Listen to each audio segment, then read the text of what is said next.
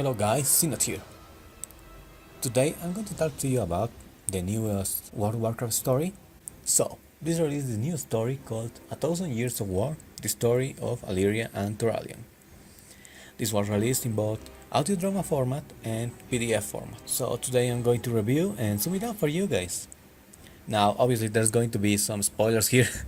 So if you first want to listen or to read the story, I'm leaving the official link down below. So check it out. It's a pretty cool story.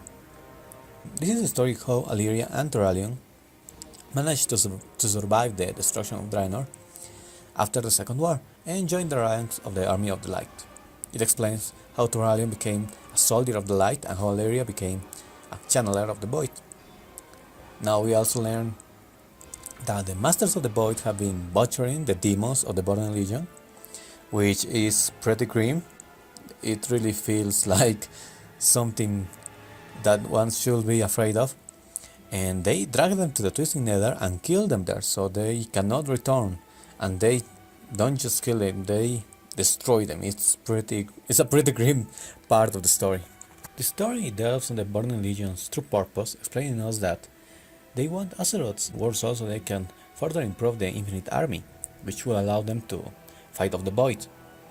And this is why they also chose Argus, well, why Sargeras chose Argus, because it has a war soul, and this is why it became the most important world of the Legion, and why they have Antorus over there, etc. And, well, of course, Argus has been used long enough at this point, and it's suffering and it's weakened, and they need a new one, and they have Azeroth, which seems to be even more powerful, so with Azeroth they will be unstoppable, and that's why they want it so bad. That's why Azeroth is so important, and that's why it's the maximum beacon of hope. Now, beyond that, we have seen the story of Illyria and how she met the Locust Walker. Summing it up, he basically saved Illyria and Turalyon from the Legion once, and Illyria said, I have to go with him, while Turalyon returned to the light.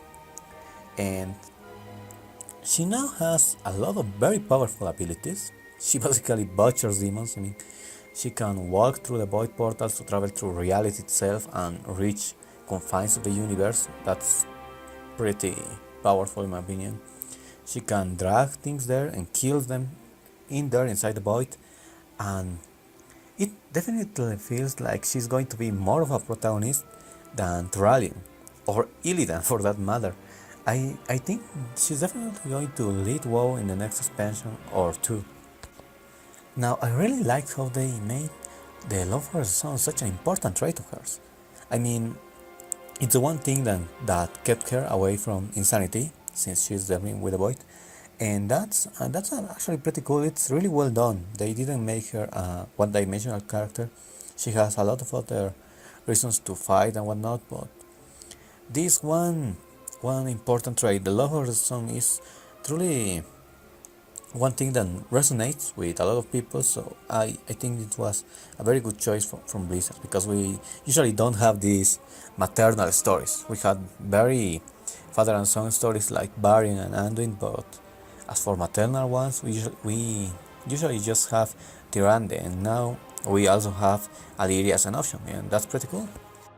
Now there were some pretty cool details. We see Loctration trying to, learn how to clap like humans do, and that was pretty cute for a Dreadlord. I mean, we also see more of Xe'ra, and honestly, this seems a little more grim, because we learn that the light only seeks one truth above all, and we understand how the light uses people. I mean, she basically at first chooses Turalyon and Illyria as the two lights from Azeroth that she had seen in a vision, and that's how Turalyon also ascends to be a High Exarch, well, over time. But then she kinda throws them away. She says, no, I mean, only the Azeroth heroes are going to save us, only Illidan and all the guys that are helping him. So the Army of the Light, well, they are going to lose, and she doesn't help the Army of the Light anymore. She forgets them, and that breaks Turalyon's heart. It's a pretty grim part in my opinion, because this has also repercussions to how Naru helped the Draenei before. I mean, we know that Belen felt forced by them at times, and we know that the Naru thought that Belen and the others will be like some sort of chosen ones for the final army, but now we see that they can just throw them away because they have seen another truth, and that's a little bit, I don't know, that's a little bit fucked up, to be honest. But I really liked how they are going with this part of the story. I mean, what I really like is that the Blizzard is now going the route of making all the forces of the universe more neutral. I mean, right now we usually used to think that light is good and shadow is bad, but now we're seeing that shadow has its good things, though it affects the world in a different way, and the light also has its bad things. I mean, it uses people, it throws away people, and it tries to follow just one just one very strict set of plans that the light has, and well, this obviously will have repercussions along many other beings in Warcraft that use the light and other beings that use the void, and well, all the other primal forces of the universe. If you don't know this, the primal forces are light, disorder, life, order, death, and shadow. And well, these six are supposed to be what govern reality, and now we see that they aren't just forces that some are good and some are bad. Now we see that they all are necessary, and that's really a good thing for Blizzard to, well, to build their world onto, because it makes things much more interesting. Now, I really like the storytelling because they gave them a special foe for this story, but it wasn't something overly special. I mean, they didn't create something that players should have killed. They just created something that was a very cool nemesis for the couple, and I really like that. I really appreciated how the narration unfolded. I mean, the guy who narrates is a pro. It's amazing. I really like that. If you are just reading it, I truly recommend that you check out the voice version too. And well, the voice acting was amazing, was superb, really. I think that I was a little bit disappointed because we didn't really hear some of the other Draenei like Faria or Imera that we all love now. They are pretty cool, but overall I really liked how they present the characters there. Doctration, Xe'ra, Illyria, Turalion, that demon Eredar that was the foe. It was really well acted, and well, they were very well characterized. I mean, usually we see very small glimpses of them in the game because of course you have to follow a lot of things, and now we were able to see their personalities more deeply, and that was pretty cool. I really liked that. All in all, I think they explained very well the events that led to present day Alleria and Turalion.